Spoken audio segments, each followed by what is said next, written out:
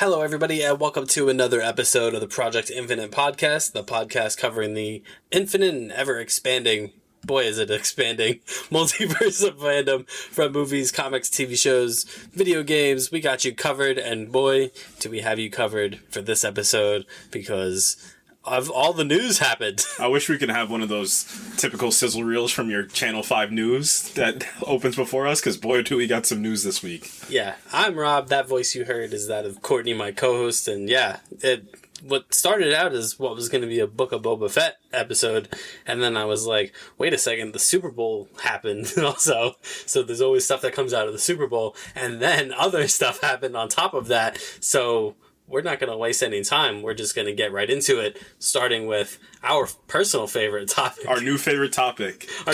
Dune came out, and then we had to find something new. So we latched on to Christopher Nolan on his way out of Warner Brothers, and we landed with Oppenheimer, which, they're handling this like this is some type of, NBA All-Star roster reveal.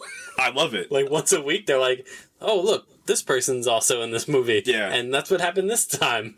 This person's in this movie. And who is that mystery man? It's Jack Quaid. Jack Quaid from The Boys. Come on down. Yeah. Son of legendary actor Dennis Quaid. You're also in Oppenheimer. Yeah. We don't have much to say about it. Jack Quaid's in Oppenheimer. Yeah. And we're happy about it. So, how are they going to handle all these people in this movie? Yeah.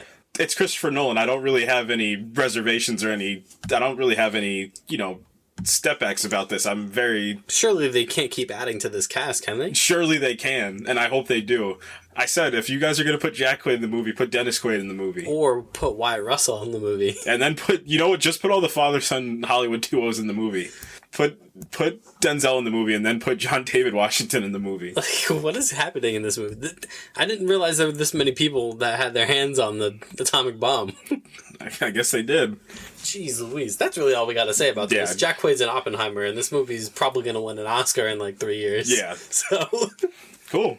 What else? So, Dune Part 2. Script is done. Speaking of, yeah. Oh, you thought we were out on Dune? I'm glad we went back to back on Oppenheimer and Dune. Yeah, we're right back. Two of the four pillars of this podcast. Yeah. So, what are the four pillars? It's Dune, it's Oppenheimer, Fast and the Furious, and Andrew Garfield. Yeah, yep.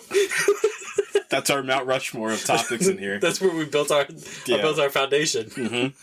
One day I gotta get a poster, I gotta get somebody to draw a poster with just, the Fast and Furious core characters, Christopher Nolan, Timothée Chalamet from Dune, and then Andrew Garfield. The patron saint of the podcast. Yeah, it'd be amazing. But yeah, Dune Part 2, it's wrapped.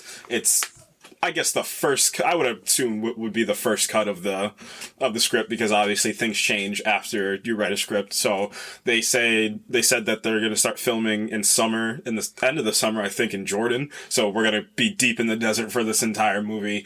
I'm assuming from this, the other big thing that Denis Villeneuve was talking about was Fade Ratha, another big character from the Dune books. I know from the film, if you didn't read the book, you don't know who that is, but he's going to be a critical piece kind of to the future of that movie, and I think he's going to be kind of the perfect adversary, because I think that's what Paul Atreides is missing right now. He's missing his counterpart to himself, which is Fade Ratha. So, just like the Bene Gesserit we're talking about in the beginning of the movie, that kind of, I think we even talked about this writing tool, Chekhov's gun, last week a little bit. It's the same thing. They said they have other prospects that they were looking at as to be the Kwisatz Haderach, so Fade Ratha is one of them. So I can't wait. You got anybody that you want to see? Well, they had a short list, didn't they? Yeah, Barry Keoghan was the short list. He was kind of the... Tom Holland. Pattinson. Yeah, it was Pattinson, which would be interesting because of The King, Netflix The King. So this is my movie shameless plug. It's The King, where Timothée Chalamet plays King Henry VIII, I believe. I think it's a really solid movie. I love the way it's shot. The score from that movie is really good. And then I believe Robert Pattinson plays one of the kings of France. I can't remember which one it is, but I just thought that was funny if it would be Robert Pattinson. I just think he's a little too old. If that's the case, I want to see, because I know Barry Keoghan, I think he might have just turned 30 or something like that. Like, they're much closer in age than Robert Pattinson and Timothée Chalamet. So I think that would be an interesting choice if they pick Barry Keoghan. So that's who my number one. And you can't ask Tom Holland to do it if it's not a Sony movie. Yeah. What are you guys thinking? Maybe he's gonna do it for Zendaya though. That would be even trying to protect his girl. The battle for Zendaya. Yeah, that's what this turns into. Chalamet versus Holland. Yeah, this is what this has all been leading to. So if he does this, then Timothée Chalamet needs to play Harry Osborn in the next Spider-Man movie. An eye for an eye. Definitely. What else? What else we got? So Star Trek it's back. How do you feel about those Star Trek movies? They're all right. I think I like those Star Trek movies. I actually enjoy those movies. I think J.J. Abrams did a pretty solid job on those. Yeah. I don't think they're the greatest things that ever come out of any movie, but I think this first one had a lot of great bits. I think Benedict Cumberbatch in the second one is kind of it's the best part about that movie. And the third one was it was a lot of fun. It was the perfect example of how to have a movie that's deep into your franchise to just have a little bit of fun, kind of spice things up a little bit. So I've been a fan of those movies for a little bit. So Star Trek 4, it's still coming. J.J. Abrams is still behind the camera, and now Chris Pines is in talks with the rest of the OG cast to kind of come back in that movie. That's going to be really interesting to look at because they kind of ended the third one on such a high note, especially with losing one of your core members as well of Star Trek. So we'll see how that looks. I think they're gonna, because we're gonna get into the Paramount news in a second too, but I can see this working. I think I said it, and we're going to talk about it once we get down to the Jurassic World Dominion piece, that everything's coming back and nostalgia's getting really big. And I think this is going to be kind of Paramount or Star Trek's attempt at this, is to kind of not bring back the OG cast, but the newer OG cast, and make sure they're just kind of still rolling with this J.J. Abrams vision. Yeah, I mean, this is the world we live in now, right? Where everybody's reviving everything. Yeah. So Star Trek might as well. I mean, they kind of already did take a swing at it with Picard. So they have that, which gets really good reviews. So why not do this also? I guess you might as well. Everybody else is doing it, but I mean, eventually, we already kind of saw one flop with the Matrix. So, but not all of these are going to be Spider-Man: No Way Home. Right. So they just kind of. Studios are just going to have to reconcile like what is worth reviving, what is not worth reviving, because if these things do flop, it damages the property for like the foreseeable future. Right. Like, we're not going to get another Matrix thing. No, like we're not. Yeah, that might be it for what, 20 years or something. Like, they're probably not going to touch it for a while. I mean, like we talked about, decent movie, but nobody saw it. Like you said, decent movie. Yeah, so I don't know. We'll see. All right, so you just want to talk about Paramount? Yeah, they did like a Disney Plus thing on us. Yeah, so there's two things to come out of that. So they did a little sizzle reel, which DC also did. So DC also had their little sizzle reel that we'll talk about in a second. But Paramount, their big thing is starting in 2024, all their movies are going to stream on Paramount Plus as well. Which this is the big start, right? Because HBO Max was adamant after 2020, it was 2020, right? Or 2021? 2021. That they were going to stop doing it. And I think it was partially because of the Batman and then all the money that they lost. And they were like, well, the Batman's our big movie of 2022. So we're going to make sure we're not dropping it on, especially if people are going to see Spider-Man No Way Home the way they did. We're not going to drop our biggest name on our streaming service day of. We're going to make sure it kind of waits a little bit. Yeah. So what else did they do? So Halo is already greenlit for a second season. The first season comes out this coming month in March. Looks pretty good, I think. Looks pretty high quality for what they're trying to do, so that's cool. Yep, you mentioned Transformers, new Transformers trilogy. Live action, right? Live action trilogy, and then there's a animated film in 2024 that's going to be coming out.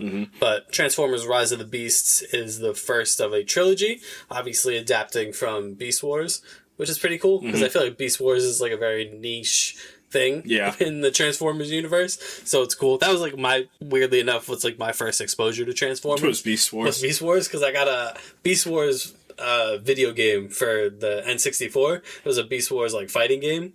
And that was like my first exposure to Transformers when I was a kid. So that's pretty cool that they're going to do Beast Wars in live action. Sonic, hot off what is an incredible trailer for Sonic 2 is getting Sonic 3 is officially in development along with a Knuckles original series. With Idris Elba coming back to voice Knuckles. Yep. For Paramount. I never thought that was a sentence that I was going to say in real life, but here we are. So I suppose Sonic has taken the crown of best video game adaptation. Probably. Until The Last of Us comes out, I'm assuming. And, hey, man, look, Sonic has set the bar pretty high. I guess it has. Sonic 2 looks really fun. So I'm excited to see what the future of that looks like. Quiet Place is getting a third film in 2025. Yep, and a spin-off in 2023, I believe they said too. Babylon, which is from the director of La La Land and Whiplash. Damien Chazelle, one of my favorite directors working today. Bringing Brad Pitt and Margot Robbie. And added, there's one more person in that movie. I don't have that one. It's Tobey Maguire. Ooh. He's back. He's back again. That's fun. 2023, we're also getting a Seth Rogen Teenage Mutant Ninja Turtles movie. Animated movie. That's gonna be some fun. Yeah, Seth Rogen, I think, through Invincible in particular. Oh my god. Has earned the good graces of getting a property like TMNT, so I'm looking forward to that. Too. I think Seth Rogen is quietly establishing himself as someone who kind of knows what he's doing when it comes to developing shows and movies. Yeah, so. People just don't act because you know who I always think about when that happens? It's Jon Favreau. I always think about that as somebody that was just acting before and then they started dipping their toes in different arenas and look what's happened. I mean, he turned Star Wars he put it back in the realm of credibility again. Yeah. Teen Wolf is getting a new original movie. Yes. I guess I'm the Teen Wolf stan here. You definitely are. Yeah. So, I mean, the big thing out of that is everybody's favorite, no Dylan O'Brien's coming back for that. So and no Tyler Hoechlin. I don't know why Tyler Hoechlin's not coming. Who knows why they're not coming back? Maybe Tyler Hoechlin is busy being Superman. That's very true. He could take like a month off or something, just to film a couple scenes of him roaring or something. It's fun. But no, Dylan O'Brien's going to be the biggest one that people are going to be upset about. I'm just assuming right now. That's what everybody comes to see when they look at Teen Wolf, in my opinion. So maybe he's off doing something new and maybe something superhero related because he's had his name in every piece of superhero casting for the last X amount of years of my life that I can remember, ever since he got really famous. I think I hit everything as far as the Paramount Plus stuff. Yeah. So a lot of stuff coming to Paramount Plus. Get your subscription now. This is not a paid advertisement. No, it's definitely not, because I don't even have Paramount Plus, so... I do. I'll give you the login. Gotta make sure you're caught up on all this stuff. I guess I'm gonna need it. Yeah. All right, so next piece of news. Jordan Peele's back. Talking about people coming back, Jordan Peele's back with his newest movie that's coming out on July 22nd called Nope. I love the names of his movies. Get Out, Us, Nope. It's great, but I truly think he's an absolute genius. It's just the way he kind of crafts everything that he does. It always has this like very old school kind of, Twilight Zone-esque vibe to it, with also having like a gigantic scale. I'm talking specifically Us and this new movie Nope have like a bigger scale behind it always. I guess the consensus theory is that it's aliens that we're dealing with for this movie. So he's done doppelgangers. He's done kind of taking bodies. I guess you can use the body snatching as a solid word to use for Get Out. And then now we have aliens, like a true alien invasion. It's just, he's so smart in the way he crafts everything. If you ever read any of his screenplays that he's written for these movies, it's some of the best that you can find anywhere. And yeah, this movie looks incredible. Hoyt van Hoytema actually shot this, who is notorious for shooting most of Christopher Nolan's movies too. So the movie, and it's funny, I saw the trailer and I was like, this looks absolutely incredible. Like the look of it looked so much bigger than Us and Get Out. And then and then people were freaking out over who the cinematographer was. I was like, oh yeah, that makes sense. So yeah, definitely looking for, this is easily a day one. It's just so crazy how he crafts like horror. Like, this isn't the scariest trailer that you'll ever see, but the more you think about it, the creepier and creepier it gets. That's how I like to look at his movies and his trailers. Yeah, and he's built this kind of mystique at this point, right, when it comes to these movies, where you're like, you look at the trailer and you're like, all right, but what's really going on in this movie? Yeah, and it's cool because he's one of it's like a short list of filmmakers that it's a non-Marvel movie, that it's a day one, and he's getting there. I think he's there now. It's Christopher Nolan, Quentin Tarantino, Martin Scorsese, I think Jordan Peele can also enter his name into that. Is if he drops something, you go see it day one, regardless of what it is. You're just gonna go see it and see what's up. So yeah, definitely looking forward to that. Daniel Kaluuya back with him. They're like the new like De Niro and Scorsese. Like it's the two of them are usually working together. And then you have Keke Palmer on the big screen again. That's gonna be exciting to see, and Steven Yeun. That's kind of the big three out of this movie. So yeah, definitely really intriguing. It's just I got no answers. Questions answered, but I couldn't be happier. And it also calls back to like kind of the Seth Rogen piece that we talked about earlier, because you look at Jordan Peele in front of the camera, obviously most notable for Key and Peele's sketch comedy show, and then behind the camera, the guy is an absolute menace. Yeah, it's insane how he needs to be stopped. How great of a writer and director he is. So yeah, here's to a long career for Jordan Peele. Agreed. What else we got? So Ray Stevenson got cast in Ahsoka. Yep. As not Admiral Thrawn. He's cast as an Admiral, but not Admiral Thrawn. That's all I got on that. So, just Ahsoka, a little bit more casting news. That show's probably going to be interesting. I want to see if Luke's going to show up in the show now, because we won't spoil nothing yet. Just quite yet. But we'll see if what other characters kind of pop up in that show. I mean, if Book of Boba Fett is anything to go by, they're not being shy with. No, they're not Crossing properties, crossing things from other shows, right. Other things. So I'm sure we'll get something. Right. In Ahsoka, especially since where she comes from Clone Wars, she comes from Rebels. I imagine Dave Filoni's going to have a pretty heavy hand in this show in particular. That's his child. Yeah, essentially. It's Ahsoka, yeah. Yeah, so I imagine we're going to see a lot of Rebels, a lot of Clone Wars. I mean, I think the plot is shaping up pretty much Ahsoka going after Grand Admiral Thrawn. Right, exactly. So we're going to see the return of Ezra. Right. Sabine Wren, yeah. Yep.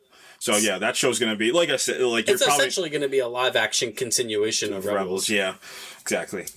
Netflix is losing all of the Marvel original shows. Yep. Why, you might ask? Because either Disney Plus or Hulu are probably going to get those properties on there. Probably Hulu. Probably on March 1st. Hulu here. Yeah, Hulu I know here. Overseas they have Disney Plus. What is it? Stars or whatever. It's Stars, correct? Yeah, which is essentially the stand-in for Hulu. Mm-hmm. So.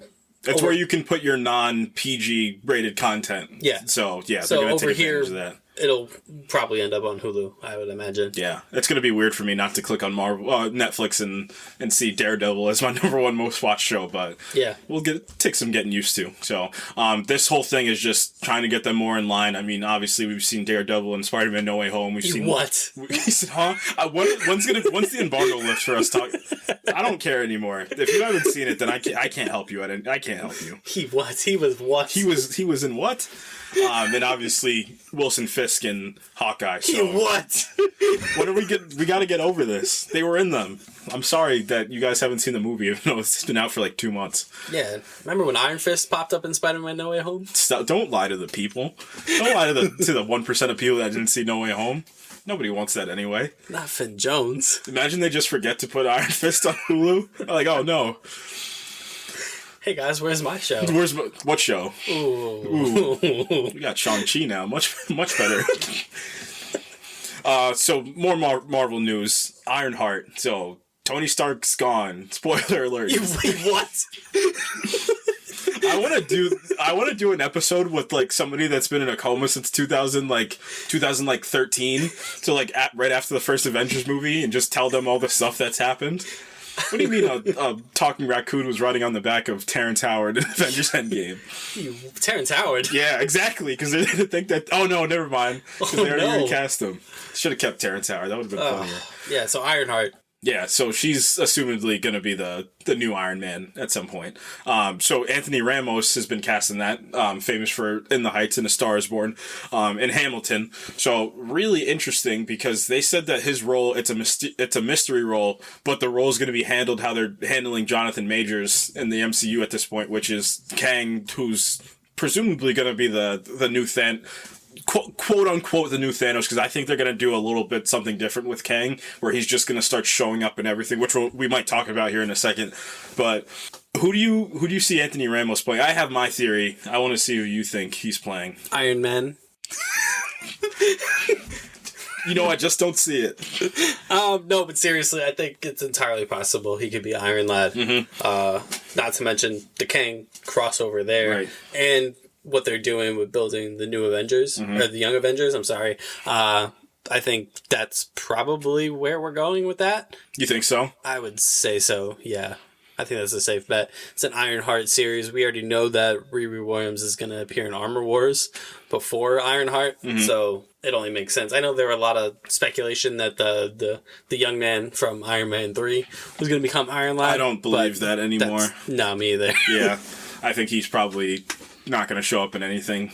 But I think that I had two theories. I had one of my theories was that he was playing Nova. I thought that was going to be pretty interesting, but not Richard Rider Nova. I thought he was going to play, I forget what his name is, Alex something, the kid version of Nova, the younger one. I think that Kid Nova. Yeah, Kid Nova. I thought that would have been pretty interesting. I'm just trying to think of characters that kind of, because they said mystery role, how he was being handled. I don't necessarily think that means a villain either. I just think that's more of just a character that's important to the Marvel lore that's going to start to grow, and this is just their starting place. The other one that might be more credible, and this might tie in a little bit more to Armor Wars, is if that's Obadiah Stane's son. That would be interesting too, to kind of give her an immediate kind of, counter to herself as, her inspiration's son, or her first villain's son would be that would be a fun little beat to work off of. But I don't think that's a big role necessarily just to be Obadiah Stane's son. I think it would be even bigger if he was, a character like something like that. Maybe even a mutant, because I don't know. This Doctor Strange trailer's got me asking a lot of questions, so we'll see. And the last bit of casting news that we got, Russell Crowe's back playing another superpowered person's dad. Is Kraven superpowered? No, he's a good shot, I guess. He's got a cool coat. I guess that's his thing. But yeah, the Kraven movie starring Aaron Taylor Johnson. Aaron Taylor Johnson has got Russell Crowe playing Kraven's dad. Who I wasn't even aware was like a big deal. When it's Russell Crowe, it's a big deal. So yeah, that's interesting. This Kraven movie's still happening. Yeah. So is Morbius. Yeah, so is Morbius. And I wonder if we're gonna get to the end of March, and they're gonna be like, Morbius delayed until June. Yeah, Morbius delayed indefinitely. Morbius turned into Amazing Spider-Man 3. Right before it's coming out, and they're like, delayed again. Yeah. So yeah, Morbius is coming eventually. What did we talk about last week? Madam Web, yeah. It's coming. Yeah, with Dakota Johnson. Yep. Cool. Maybe Amazing Spider-Man 3. No, I don't think it's a maybe anymore. And then Venom 3 is happening? Yeah. So Sony's still rolling along with these Spider-Man films. Which is still canon to the MCU. Technically. Yeah, which is going to get real interesting in a second. Yep. So, are we at the Super Bowl yet? Yeah, so the Super Bowl happened. Yeah. You like the good Super Bowl? Good Super Bowl. Yeah, good Super Bowl. Good game. Yeah, great halftime show. Yeah, good halftime show. Joey B couldn't pull it out. Sad for almost got killed. He's grabbing his knee at the end of the second quarter. Got a little nervous there. But that's not why we tuned into the Super Bowl. Well, it is, but it's not. We tuned in for Snoop Dogg and Dr. Dre. That's what we really tuned in for. We tuned in for trailers in abundance, and we got some. So we got Jurassic World Dominion, Jurassic World Spider-Man No Way Home Endgame Infinity War. Yeah, exactly. They're back. Yeah. They're in it. They're in the movie. Mm-hmm. Yeah. So everybody's back. It's the thing again. You got Laura Dern back. You have Jeff Goldblum. They're all back. What and rightfully so. That, like I said earlier, I feel like this is going to be the future of movies for a little bit. Like the 2020s are going to be the era of nostalgia for a bit. Yeah, and not for nothing, but those other Jurassic World movies, pretty good. Yeah, and it's funny that you said that too.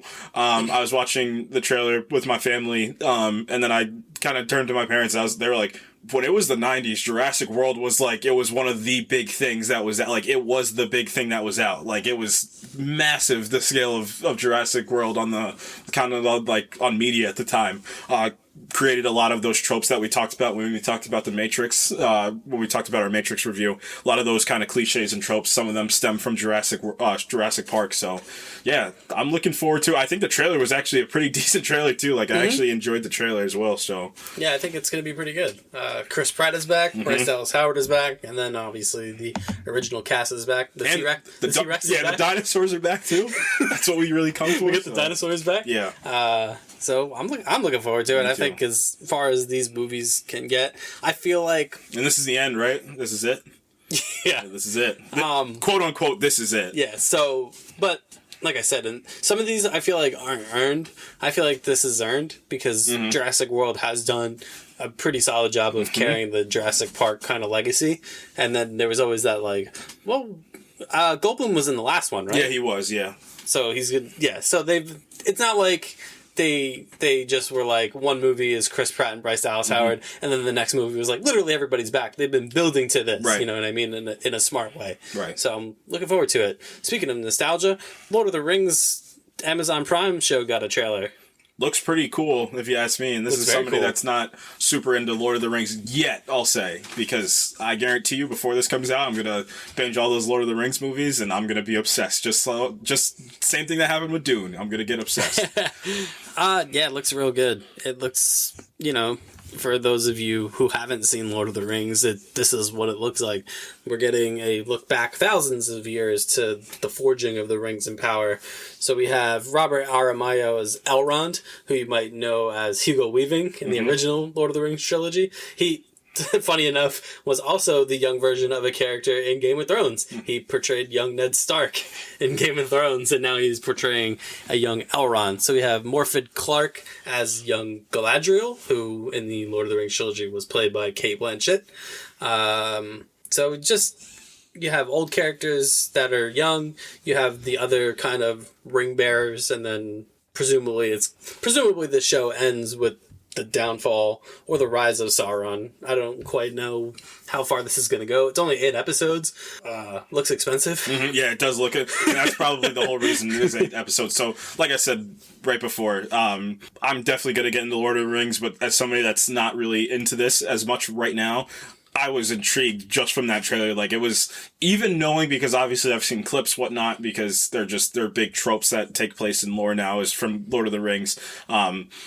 Just seeing that got me really invigorated for this, and just really kind of excited for this kind of new lore that I'm about to get and to kind of deep dive into.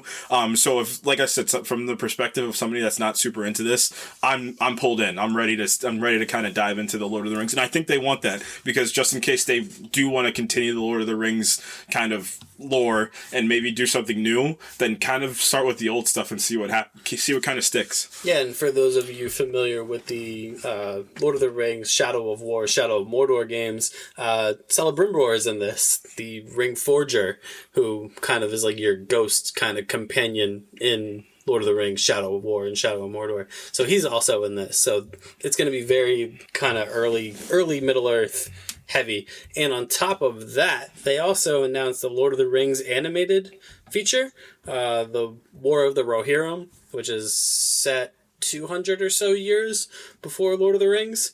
So you can see like they're doing things that are like getting closer and closer and closer to like the original Lord of the Rings. I wonder if they're going to touch those again. Yeah. True. I wonder if they're gonna do it. I'm, in a world where a bunch of stuff gets remade, and I wonder if they're gonna touch it. I wonder if they're gonna try to remake Lord of the Rings. I'm curious. Wouldn't be surprised. I wouldn't be surprised either. But be surprised one bit. It's interesting. It's just interesting how they're doing like things that are set before, and then they keep getting closer and closer to like the events of Lord of the Rings. So look, man, I'm curious. That's all. I'm just saying. It's one of those things. It's like remaking Star Wars. Right. I don't know if you can do it. And I think what's also good is that, just like Star Wars, you can kind of pick up at different places. It's not like this one continuous story. You need to be here to kind of pick up the story. You can pick up from kind of anywhere that you really want to and kind of dive into that lore for a little bit. Then to get to this time, not this timeline, but this place in the timeline. So that's an advantage that they have too. We got a little bit more of a look at Moon Knight during the Super Bowl. The show looks raw. It looks real good. It looks real good. Oscar Isaac sounds super jazzed about it. Yeah, he does. And anytime he talks about it. Yeah, Ethan Hawke's in this, which I never thought he would touch a superhero property with a 10-foot pole, but look at him now. Yeah, looks good. I'm excited for it. Comes out in March. March is a big month. Yeah, March is a huge month. I kind of like this kind of horror type of... It's almost like a I don't know the best way to explain it. It's like this kind of horror realm that we're diving into a little bit. Just the scenes with Khonshu kind of running up on him, because I think it was, if I'm not mistaken, it might have been the Jeff Lemire run where it's kind of like that, where Khonshu's kind of stalking him a bit, which is interesting. It's like, it's very like this kind of, he's trying to run away from the beast until it gets him and takes him over. I really enjoy that. So obviously, like I said, Ethan Hawke being the main villain of this is going to be interesting. I think the staff that he has is going to be the big MacGuffin of this whole thing, and he might end up being like a bigger comic book character, but we'll see. I think this show is to make sure that Moon Knight just gets into the movies at some point, and I think this is like I said during our Eternals review, I really feel the formation of the Midnight Suns. I think that's Marvel's next team that they're trying to kind of build out. Now that we have Blade confirmed, you have Black Knight, you have Moon Knight, and possibly Ghost Rider if Norman Reedus' hopes and dreams come true. So, yeah, Moon Knight looks good. And then, boy, oh boy, Doctor Strange, stop, man. This is Peter's fault, right? This whole thing is, if you really want to look at it. Yeah, it's kind of like the straw that broke the camel's back, really. Yeah, just leave it, man. Just don't ask for help. Yeah, so we got another Doctor Strange trailer. So yeah, that nothing of note really happened in it, though. We can just move right on. I think you're lying. I think everything of note happened. We should tell him the truth. We should tell him the truth. So Doctor Strange is here, coming out May 6th, directed by Sam Raimi, which that's a real thing I just said. Sam Raimi's back directing superhero movies, and he finally gets to do his kind of, because it was the most tamed horror in Spider-Man. And it was funny because I was rewatching, I think Spider-Man 1, the original, was on TV the other day, and I was like, some of these sequences are surprisingly brutal. Like, some of the fight sequences were really brutal. I really enjoyed that too. So obviously Scott Derrickson left. My belief is that Scott Derrickson wanted a more contained story, and he wanted a true horror story. And I really like Scott Derrickson. I follow him on Twitter. He gives a lot of great advice and great tips and tricks of what he does and kind of how he goes about his filmmaking. But what I think happened is, before this whole Spider-Man No Way Home hype, and before Andrew Garfield was cast and Tobey Maguire was cast, and they figured out that was going to be the story, I think Scott Derrickson had a very good idea of what he wanted the second one to be. I think he wanted it to be a true horror movie, like kind of that 70s Doctor Strange era of comics where he kind of really dove into the multiverse, and I think he wanted it to be like a full out, like, I still think that Strange Supreme would have been in this, and he would have been the main villain, but it would have just been like a straight up horror movie, like the closest thing that Disney would allow you to do a horror movie. Right. And then I think somebody came to him and said, well, he's going to be in Spider-Man No Way Home, and we just acquired the rights to, all these other properties, right? And what better way to start this with the guy that travels the multiverse? And then he was like, I really want to make this horror Doctor Strange story. They did the Lisa Simpson, the hand on the shoulder. Yeah. Time to get off the computer. Yeah, why don't you go ahead and log off for me? Yeah. And then Sam Raimi's like, well, I like horror movies, but I also like superheroes, and I like this stuff. I can do this. Are you gonna make me put Venom in this one? And they're like, nope. He's like, I'm in. I'm doing it. Yeah. This looks intense, absolutely intense. I wasn't expecting this because the Super Bowl spot dropped, and it's like a 30-second Super Bowl spot, and then the thing happened in it, and I was like, huh? And then I think you see Strange Supreme, you see some shots of America Chavez, see some cool stuff, right? And then you get to the full trailer, and I'm like, oh, they're really going for it. Like, they're really going full send. And I think I said it to you, Marvel's kind of at the spot now where everything's gonna be like, the least it's gonna feel is like Thor Ragnarok, where it's like, those are huge stakes. Like, one of your core characters' whole home worlds is gonna be destroyed, he loses his hammer. Like, that's the least, unless it's an origin story that's what every movie is gonna feel like. Every movie is gonna be like end all be all. This is gonna be the start or the end of something massive, and this is what this trailer's really invoking too. Yeah, just wow. I watched this and I was like, wow, this really, like, now when we talk about like comics and like kind of the adaptations of what you get, this really feels like it, like those giant stories. It's funny, I was reading a little bit more of Jonathan Hickman's Avengers run, which I think I've said on here before. I think it's one of the best comic runs of all time. It's like reading like the Iliad and the Odyssey, like those true classic, like full out epics. That's what it feels like, because it literally starts with Tony Stark and Iron Man like, hey, we should build a bigger team, and it ends with the literal collapse of the multiverse. Like, that's like an epic story, and this is what this feels like too. Yeah, I mean, we're at the point where they're just putting whoever in whatever. And just like, we can do this now. We've established this entire universe / multiverse, and we can put Scarlet Witch in a Doctor Strange movie, and nobody's gonna ask any questions. No, right? Yeah, exactly. Yeah, it looks incredible, and you can feel those horror elements in here, and I think the sequence that's going to do it, to jump the gun a little bit, is whatever sequence that Wanda starts to go into whatever this Citadel is for this quote unquote whatever this Illuminati is going to look like. I think that's going to, because I think we see a zombie version of in the Super Bowl spot, we see a zombie version of Wanda too. I think that's going to be like a huge horror. Like, I think they're going to do a horror sequence in this movie. I think that's what it's going to be. It might not just be like, obviously there's going to be little bits and pieces everywhere, but I think there's going to be one sequence which legitimately feels like a horror movie, and I think that's going to be it.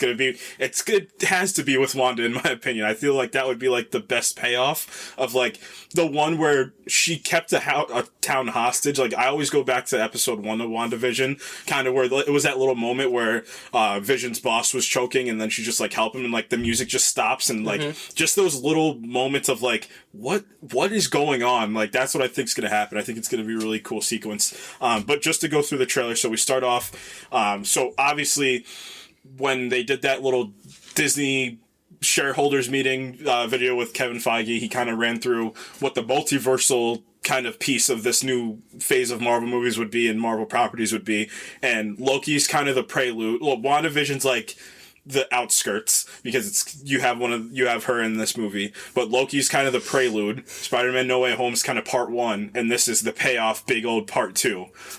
So obviously Spider-Man No Way Home, Strange kind of accepted Peter's kind of call, and he went into the multiverse. And He what? Spoilers for this movie until 2027. It's gonna be my new character, a guy who hasn't seen anything. He said he did what in this movie? Yeah, we're gonna talk about like the original Star Wars movie, which we might actually today, and you're gonna be like, he's whose father? I'm like, come on, man. Come on, 1980. I've only watched Book of Boba Fett. I haven't seen anything else Star Wars related. Everything's a shock to you. He said Cad Bane's in this? It's incredible. Who's Cad Bane? Who's Cad Bane? Who's Boba Fett? Yeah, so I forgot where I was. Doctor Strange broke the multiverse. Oh yeah, so because he can't just mind his business. That was a great line in No Way Home where he's like, you didn't just go to the Board of Admissions to be accepted? He's like, no. He's like, you just had me risk the entire reality just for this? And he did it. He did it. He did it. And here's the point, right? My whole thing is, because I remember when the No Way Home trailer came out, the big speculation is that whatever Doctor Strange was in there was the Strange Supreme, because he was so willing to do this. And I was like, no, I wasn't. The only reason I said, because this is the movie where I said, like, your second movie should beat the crap out of your hero, and I think it's, like, physically, mentally, and this might be the psychological beatdown of Doctor Strange, of, like, you can't do anything and get, like, you think you're strong and powerful, like, you haven't seen, like, the tip of the iceberg. He spends a whole lot of this trailer getting talked to. Yeah, he does, of, like, yeah, you're not... Wong talks to him, Wardo talks to him, yep. Wanda talks to him, Professor X talks to him. Yeah, oh, you said it. He what? He what? But yeah, my whole thing is, he has not been humbled yet. He beat Thanos. He helped them beat Thanos. He beat Thanos. He sacrificed Iron Man. Right, he sacrificed... He got rid of Tony Stark. Yeah. Check that one off the list. Even in Spider-Man No Way Home, he got everybody back to where they needed to be. Like, he hasn't had the real, like, sun moment. You haven't been sunned yet. He trapped Dormammu in a time loop. Yeah, for all the all these beings that are supposed to be the biggest and baddest, he's dealt with. Dealt with them. But there's one being that he hasn't dealt with, and that's Boba Fett. Nope. And I'm gonna assume that it's himself. That's the one that he hasn't. Man, poetry. Yeah, I think that's what this whole movie is gonna be about. It's gonna be like that self-reflection piece that he truly needs. That's why I think it's like every time, like the first trailer, the title card for the first trailer was like all those mirrors kind of being seen. I think it's like allegorical in the sense of it's gonna be like he truly needs to take a look into himself, and that whole ancient one line from the first Doctor Strange movie. It's not about you. It kind of is, because it's different versions of you, but you need to kind of stop being so arrogant. And like, it's arrogance in the, like, he hasn't dealt with it because it's arrogance in the way that it's like physically, like, yes, you can do all these things, but you're still, and like, not like, yes, you're not like the same guy that you were in 2016 when you lost your hands. Like, you're not that bad of a guy anymore. You're worse. Yeah, the only reason you're worse is because like you think you're protecting people, but you're just playing on your own ego even more. And like I said, that's what I think the whole emotional battle of this movie will be, is like him finally coming to terms with like, I can't just do whatever I want whenever I want. He always talks about different consequences with different beings, but never with himself. Yeah. Doctor Strange lacking in self-reflection. Yeah, he does. Yeah. You know who does think they can do whatever they want in this trailer? Wanda Maximoff. Absolutely. Oh my goodness. What an absolute terror she's gonna be. So in this trailer, there's a sequence where, again, to jump forward a little bit, there's a sequence where presumably there's this huge citadel where apparently the Illuminati kind of have their chambers and meetings. She just tears the place up because her face has like blood all over it. She's fighting either, I guess what people are saying, are either Superior Iron Man, Tom Cruise apparently, or Monica. That's such an insane sentence. Yeah, or I know.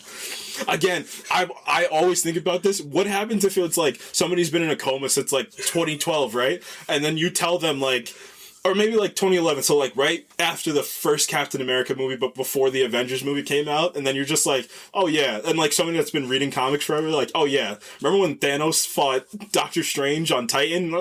What? Remember when that talking raccoon was flying into battle with everybody, and they're just like, what? Yeah, that's where we are. Yep. Everything's credible and everything's plausible now. Yeah. So Wanda's, she's basically calling Doctor Strange out on his nonsense, being like, you don't get to rewrite reality and be the good guy, and then I can't rewrite reality and be the bad guy.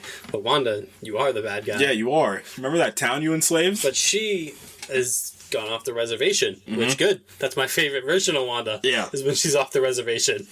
And we've always been getting the teases, right? Even since 2015 and Avengers Age of Ultron, we've been getting the teases of this. Of her, as soon as Quicksilver died, she dealt with vibranium in a second. Like, she just disintegrated vibranium like it was just a passing thought. We got it with that. Obviously, the moment in Endgame where she confronts Thanos. Yeah. And he's like, who are you? And she's like, I don't know. Don't worry. You'll know who I am. Yeah. And then she almost just turned Thanos into a Rubik's Cube. Right.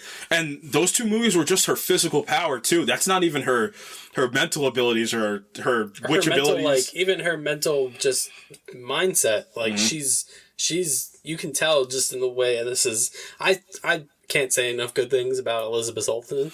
Yeah. So, and it's funny too, even more, this is where I really like WandaVision, in that sense of her personal journey at this point is like, Avengers Endgame was all like, I know Tony Stark died, but everybody was being reunited with everybody that they loved. Like, and Tony, he made the big sacrifice, and that was plausible for everybody. That's why it wasn't like, it's sad, but it's like a great hero's journey. She's at the start of her villain journey now, because she's trying to say like, I lost every single person everybody that I loved. I keep losing. I can't keep any of these people safe. As like this Avenger, I can't keep, like, you guys are all keeping these people safe. I can't keep my loved ones safe as an Avenger. So what am I supposed to do? Just her, when she confronts Strange and she goes, well, that doesn't seem very fair. Yeah. And just like the way she delivers the line, you get chills. Yeah. Like, oh, yeah. She's boy. like, I'm going to do what I want when I want, however I want. So yeah, basically this whole trailer is people just telling Doctor Strange, you goofed. Yeah, you did. You goofed, Doctor Strange. Yeah. Mordo tells him he goofed. Wong tells him he goofed.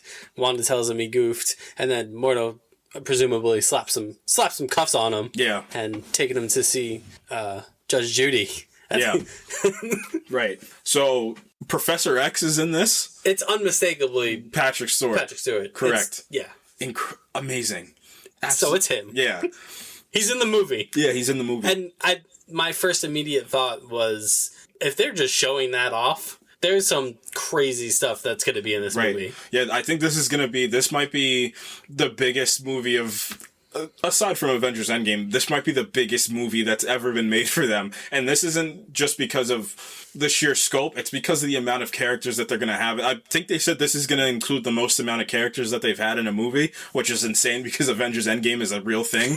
But yeah, I mean, we could start talking about some theories about who's going to be in this movie. Yeah. Because so presumably, I was talking about this a little bit before we hopped on, what the plot of this movie is going to look like, because I'm assuming because the whole thing from Doctor Strange 1, from Baron Motor's perspective is the bill comes due always. Like, you're gonna have to pay for this at some point, and this is what Doctor Strange 2, another theme of this movie, you're gonna have to pay for what you did, and boy is he gonna have to pay now. So he gets, I guess, arrested by the Illuminati. By Ultron? By Ultron bots. So whoever, I mean, the Ultron bots were made by Tony Stark. So it's Iron Man. Yeah, it's Iron Man.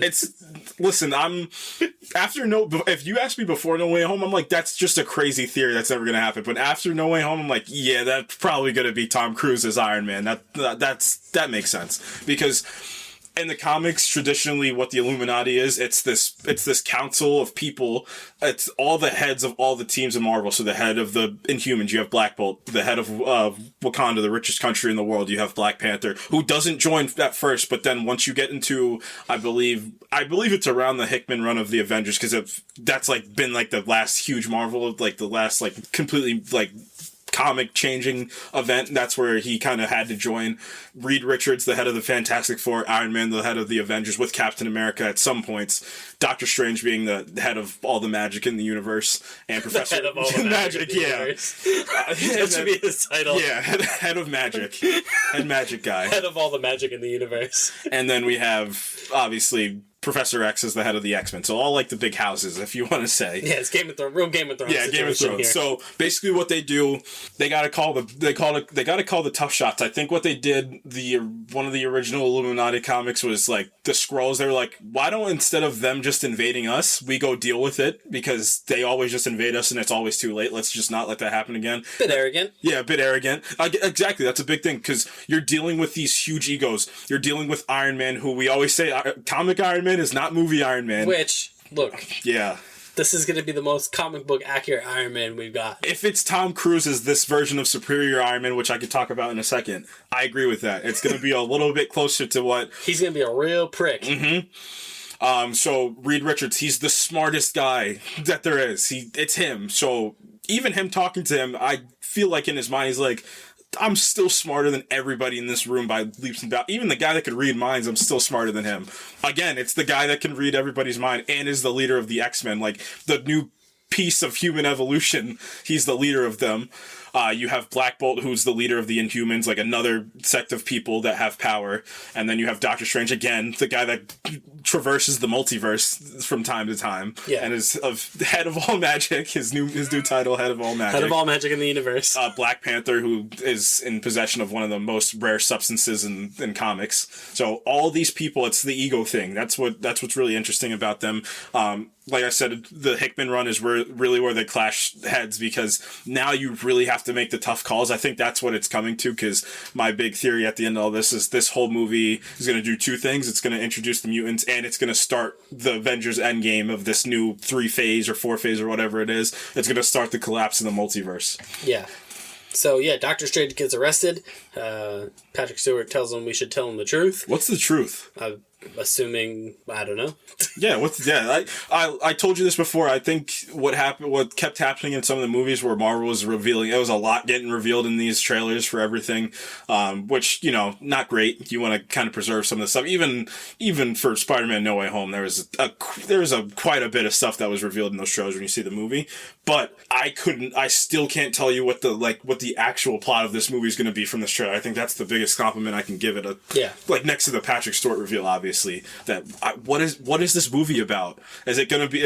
I don't know who the villain of this movie is.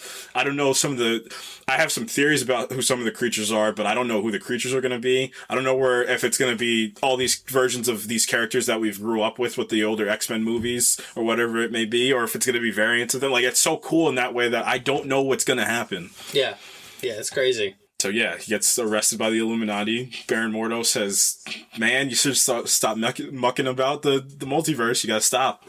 And apparently, so I guess Wanda pulls up. So, all right, I guess theory number one, because Wanda, this is where it gets interesting with Wanda, because obviously what's probably going to happen is but how is he going to know because does he know what Wanda can do? Yeah. I'd assume so. That makes sense, right? Because in the first trailer, he pulls up to her and he's like, I'm not here to talk about Westview. Yeah. So he's aware of everything, presumably, that happened there. I gotta believe it's his ego that doesn't care about Westview. He's like, oh, I don't care about a small group of people. Go ahead. If you want to do it again, you can do it. Yeah, so he's just like, look, I'm not here to talk about that. I'm just here to pick your brain. About the multiverse. And she's like, get out of my house. But how does he know that she knows about the multiverse unless he's also read the Darkhold itself? Yeah, I don't know. Maybe, I don't know. He's just curious. Yeah. Maybe it's just a smash cuts of him going to different Avengers, being like, what do you know about the multiverse? And Hawkeye's like, get out of my face. Yeah. I just got home for Christmas. This is Kate Bishop. He goes to Sam and Bucky. What do you know about the multiverse? He's like, the what? You know what? Yeah. I'm too busy dealing with the Supreme Court right now. I don't got time for the multiverse. And then he finally stumbles upon Wanda, and he's like, what do you know about the multiverse? And she's like, well. He's like, yes! Yeah, he's like, did you know I'm also a witch? I didn't tell you that before, but I'm also a witch. He's like, huh? What? Imagine he's just like, well, I have a school for gifted youngsters that will train you in the ways. He didn't watch WandaVision. Yeah, he didn't. It's just the WandaVision, just like a jump cut, like that a YouTuber would make. But the interesting thing she says to him is Viz had a theory. Yeah, so it would be interesting if the way is like he was really coming to see Vision, but then obviously he knows what happened. So it would be kind of interesting if I was going to go see the android that had access to every single bit of information on the planet. Which begs the question, how does Vision know about the multiverse? Well, I mean, we're never going to know. Yeah, because he's dead. Because he's deceased. White Vision's not deceased, though. Oh, bring him back. Yeah, him and Doctor Strange could have a chat. Yeah, they can. The White Vision could be like, have you ever heard of the ship of Theseus? Yeah, Monica and whoever that Captain Marvel variant is and Wanda are going to be fighting. He's just like, have you ever heard of the multiverse? And he's just crowd goes crazy for the ship of Theseus reference. Part 2. Yeah, how does Wanda fit into this? We're going to find out. Yeah, that's the fun part. I want to know what the catalyst for everything is, because obviously the catalyst for Doctor Strange is like, so is it going to be like because I'm assuming What If's going to play a big piece of this too, because that's going to be Strange Supreme, because I think you even see it in the TV spot that like he uses that same power that he had to like summon whatever being he just absorbed and kind of dish it out back to whoever he's fighting. But he's just presumably going to start, I guess America Chavez is going to jump to his Earth. I think what the thing is, like, Wanda's going to try to get America Chavez's power, because the big thing from WandaVision, apart from like the whole, Westview stuff, was like her witch stuff. That was like the big part of like the more mystical part of Marvel, like, which I think gets lost in translation a lot about that series of like how important that stuff was. Yeah. So obviously she's a witch too. Like She's what? You haven't seen WandaVision, have you? What's WandaVision? So yeah, she's a witch, obviously. So that automatically puts her on Doctor Strange's, kind of radar. So I'm assuming what's going to happen is she's going to kind of be like, well, I'm going to need somebody, I'm going to do what he did in What If. I'm going to start absorbing. I'm thinking she's going to want America Chavez's powers, because she can kind of hop the multiverse and find her kids. Yeah. She just wants to find her. She just wants to put her family back together. In the great graces of Dominic Toretto, she just wants her family together. You thought I was leaving this week without a Fast and Furious reference. You're wrong. Yeah. Yeah. I think it's solid arc for her. Yeah, 100%. I think this is going to be a great performance from her and showing for that character. Yeah. There's more than one version of her too, which is interesting because she's supposed to be. So I think people got a little confused with the Nexus being thing. It's not that there's only one version of Wanda. I'm pretty sure that there's two things that can happen. It could be that there is one version. I think it's more of like there's different versions, but like you see how you're gonna have whatever the new Mr. Fantastic's going to be. You're going to have Ewan Griffin's version from the 2005 version of the Fantastic Four, and you have Miles Teller's. Like, those are three different Mr. Fantastics that are probably going to look different. then you have her. So, like, she's going to be the same in every universe. It's going to look like Elizabeth Olsen in every single universe you go to. She's going to have the same powers in every single universe that you go to. But yeah, I think in WandaVision, I forget what episode it was. I think that was one of my favorite episodes too, when you kind of go through the testing of her and like what actually happened to her when she was taken by Hydra before. That other version of the Scarlet Witch, do you think that's her? I think that's who that is in that trailer. I think Probably. It's like the future version of Scarlet Witch finally came back to kind of get like a present version of herself for whatever reason. I don't know, but this is great because this is gonna give me some great theories to think about over this whole time. It's fun. Agreed. There's so much for this movie. Yeah, we can turn this whole trailer breakdown into like a whole episode. Yeah, but we got to talk about Book of Boba Fett. Yeah, we do. Yeah. Any last thoughts on Doctor Strange? Any theories or any characters you want to see? No, I mean, I think whatever they're gonna. I'd like to see the Watcher pop up. Yeah, I just want him to be like a disappointed dad though when he's there. He's just arms. Like, I want him to be like a school principal after a food fight, and then just gets hit by a piece of food at the end. Like, I would love that. He's just standing there like just big headed Jeffrey, right? What did you guys do? What the hell is this? Yeah, I go to the Batman movie for one movie, and look what you guys do. Yeah, so I'd like to see there was a little bit of Wanda looking into the little mirror hallway thing. Just like he did in episode 8, I believe that was. Yeah. So I don't know. We might see the Watcher pull up. Yeah. I'm just trying to rapid fire some things. Christine Palmer, I'm assuming she's going to be, because it looks like she's working for that Illuminati headquarters, which that Illuminati, you know what would be interesting now, just off the top of my head? What if that version, like that Illuminati, is like the Avengers of that, like not that universe, because I think that's like a multiversal version, like they're pulling different people from different, like, but that nexus point of wherever they are, just like the Time Variance Authority, it's like in a space outside of time. Like, what if it's the same thing? Like, what if it's like, wherever that is, like that's who the Avengers are. Like it's like Professor X, Mordo, which I had my theory that Strange, or what is it, Defender Strange that we saw in the TV spot, that he dies and then Mordo takes his place on that council. Ewan Griffin as Mr. Fantastic, like that's who the Avengers are. Monica Rambeau or Maria Rambeau, like that's who they are. Right. Whew. Yeah, that's a lot. It's a lot. But you gotta transition out. Talk about Book of Boba Fett. And you mean the Book of the Mandalorian? Oh boy. Okay, so I guess if I could sum up this show in one word, it'd be uneven. Yeah, lopsided. So this basically picks up where the end of the Mandalorian season 2 left off, with Boba Fett has returned to Tatooine, and he's like, I'm taking. Jabba the Hutt left a power vacuum. Bib Fortuna is a weak little slimy alien man, and he just goes in with Fennec Shand, and he's like, this is mine now, and they're like, this is yours now. But then all the crime lords on Tatooine are like, this is not yours. And he's like, what are you gonna do, send a gang after me? And they're like, yup. And that's basically the plot of the Book of Boba Fett. Like I said, it's uneven. I really like the first 2 episodes. Me too, especially the second one specifically. So they explore obviously how he got out of the Sarlacc pit. The big lingering question from Return of the Jedi was always, well, what the hell happened to Boba Fett? Patton Oswalt, oddly enough. Yeah.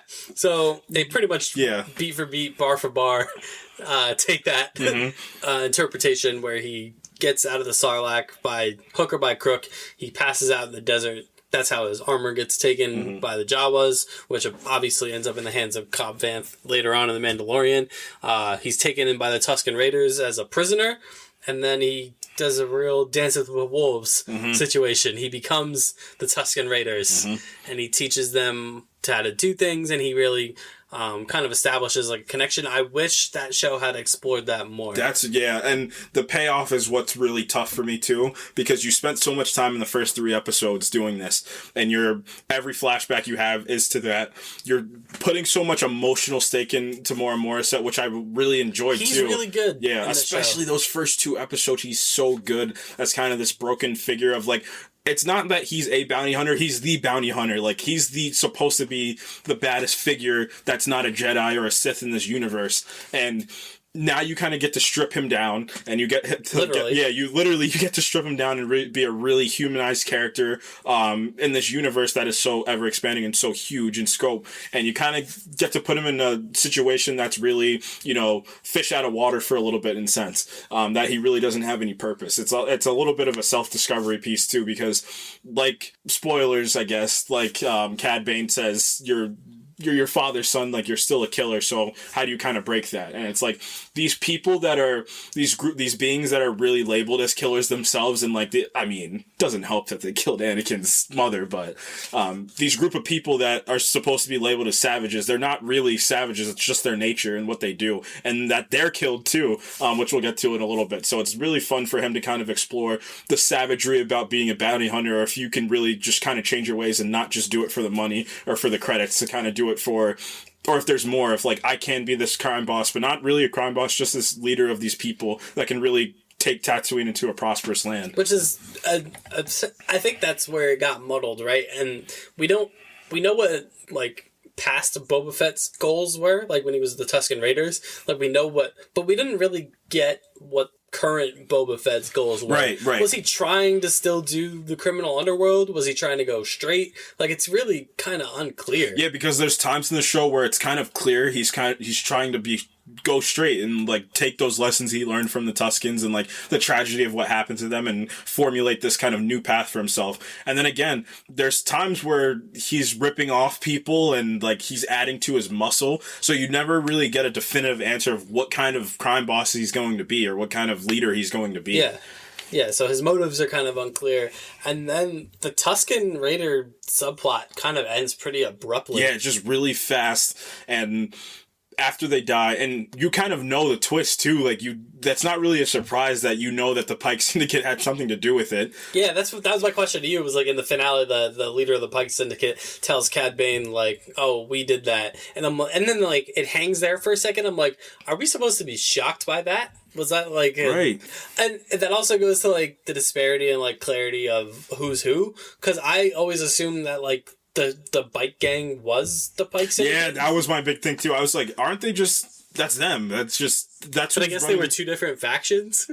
But it didn't really matter in the end, because everybody was working for the mayor, or nobody was working for the mayor. They were just all working for the Pike Syndicate, or it was like a mutual partnership. The Pike Syndicate struck a deal with the mayor to run spice through Mos Eisley. I love Dune.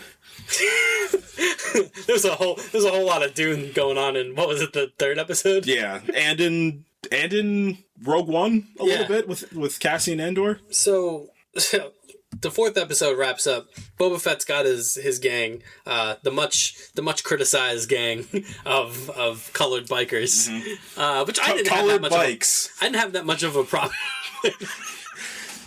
Yeah, colored bikes is what you meant to say. Their bikes have color in them.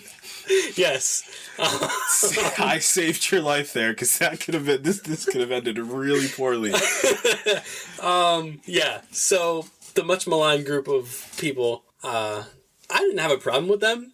No, and it's always Star Wars fans are hilarious. I know we've also had our gripes, but I feel like we've had some solid, credible gripes. Yeah. Of like, I don't think once we've said like we hate Daisy Ridley. Like, no, like she's cool. Like that group of Star Wars fans, we don't associate with them. They have like personal gripes against real people. Like, I didn't have a problem with the mods, or what they're called. Yeah, they're basically, they came out of Cyberpunk 2077. You watched a 1 foot tall green alien fight a Lord of the Rings character, and you were fine. Yeah. You know what I'm saying? Like, Star Wars is absolutely ridiculous, but this is where you draw the line with like people that are modded out versions of themselves. Like, yeah, they're like cybernetic people, right? Essentially, and they live in a city too. And they even throw in the line in the 7th episode, like they like go at each other about like, you guys are like, you know, kind of like the country folk, and like you guys are the city folk at some point. But it's like none of that matters. Like there's two giant robots trying to kill us right now. Like this is all that matters. Yeah, people just had a problem with them because they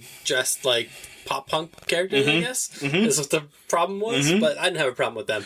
And you know what's funny? Thinking about Coruscant, too, that's probably how people dressed on Coruscant. That's probably how they would dress. Yeah. Pretty close to that. So they're in his crew. They're like his like street rats. They're like they get the gossip basically.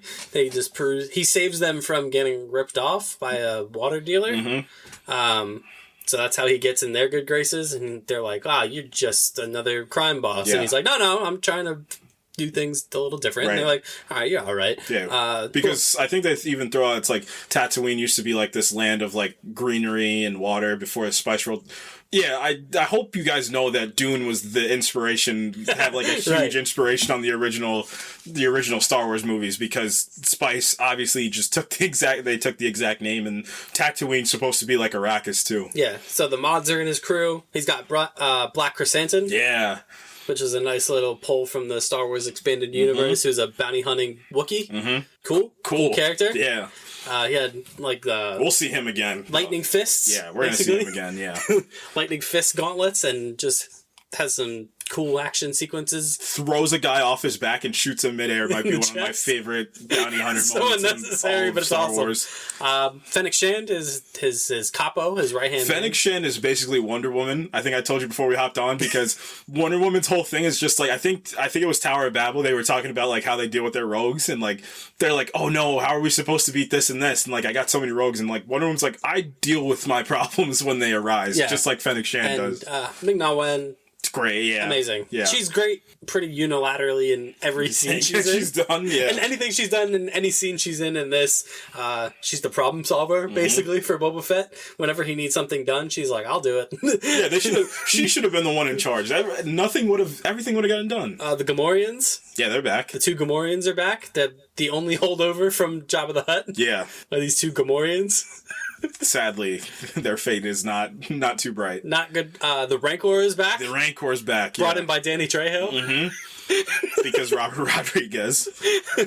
So yeah, we got a Rancor that Boba Fett tames, and then there's one other person that's in the crew, and the character that single-handedly hijacked this show. And just hijacked all of Star Wars media over the last 3 years. Din Djarin, the Mandalorian, is, boy, does he get a lot of screen time in this show. So I guess we can jump a little... Okay, so I want to do the outside, like the actual, like, not the actual episode, like the outside force, like, which is us, obviously. Yeah. And then we can talk about the actual 3-episode arc, I guess. So for the Mandalorian, yeah. So... Episode 4 happened, and... What happened? Where do we leave? Oh, that's where we leave Boba Fett at the end of episode 4. He's getting ready, gearing up for his big battle with the Pike Syndicate. Right.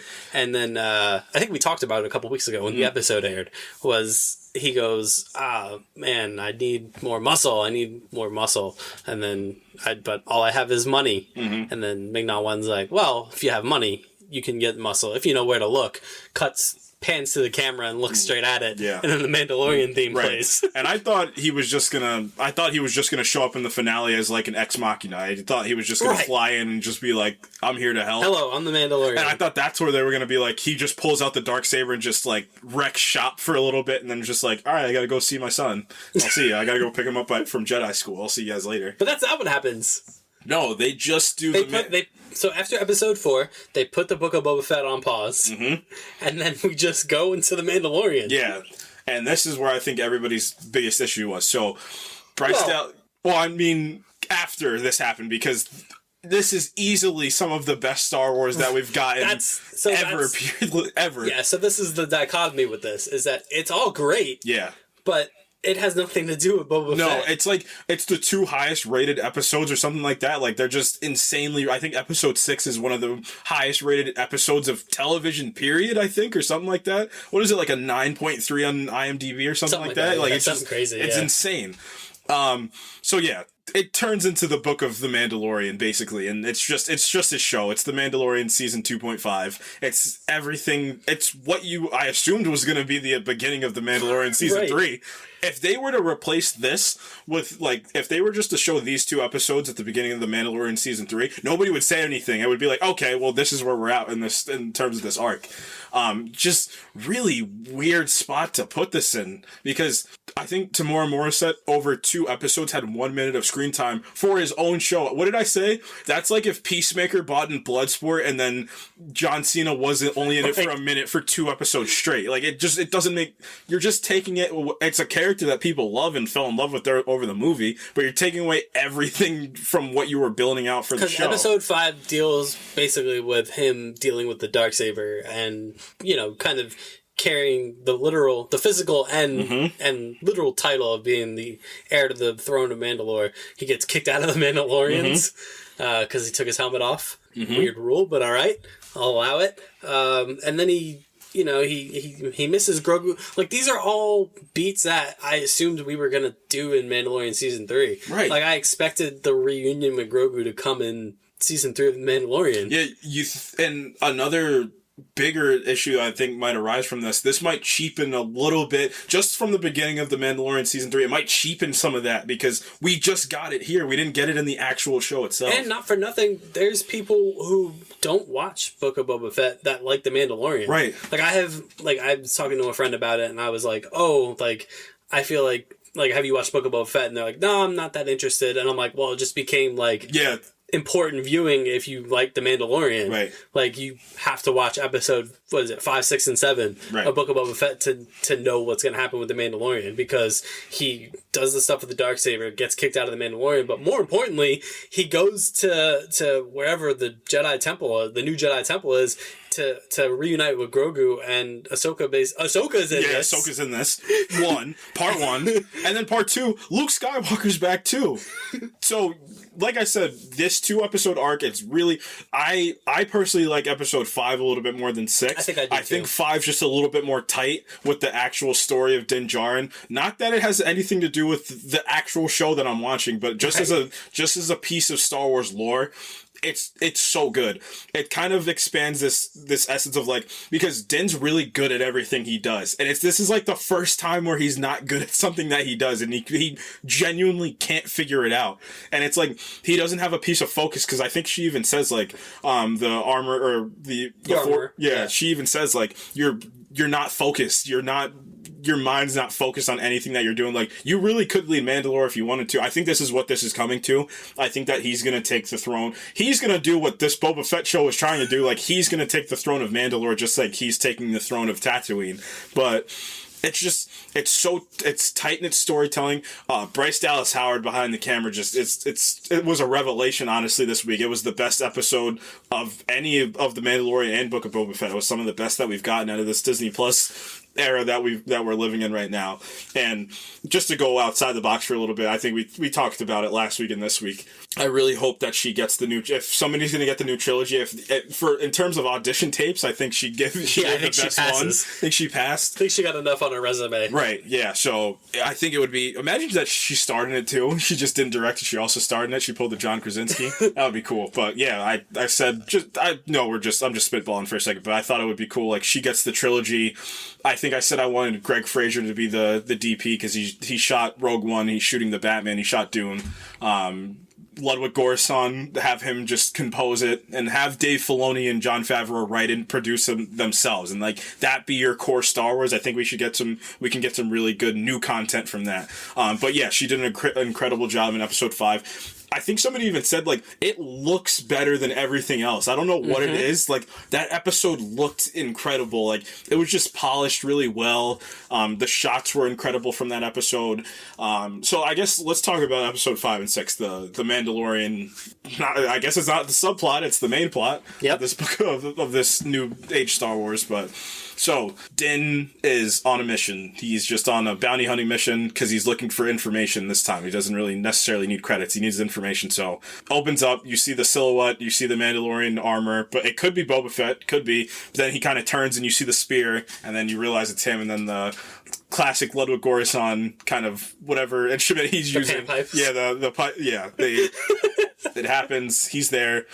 wrecking shop, and then he pulls out the Darksaber. I can bring you in warm, I can bring you in cold. Mm-hmm. All the stuff you love. Classic Din Djarin. Yeah, all the stuff you love about Pedro Pascal is Din Djarin, aka the Mandalorian. It's there. So he's, wrecking shop, clearing house, pulls out the Darksaber, and immediately you're like, all right, something's not right. He cuts himself while he's using it, like something's off. So they launch into this really good one take where he gets into kind of like this almost like Interstellar looking at the end, like or Elysium, like that ring planet, and like he gets there, gets on the elevator, and like he's standing next to somebody, he's okay, and then they get off the elevator, he's like wincing in pain, just in a lot of pain.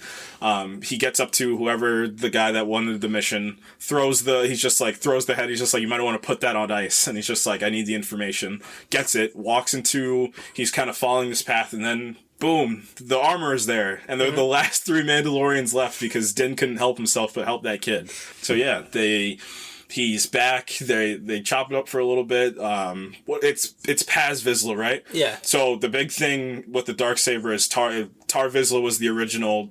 He's Mandalore the Great. He was the original Jedi Mandalorian turned Jedi. Well, not turned. I guess you're always Force sensitive, but he's the one that forged the Darksaber. So they're talking for a little bit. He's like, I'm in possession of the Darksaber. She kind of goes into a little bit of the history of it, and she also goes into the siege of Mandalore, like the destruction of Mandalore, by, if I'm not mistaken, Giancarlo Esposito's character. Mm-hmm. So yeah, and then.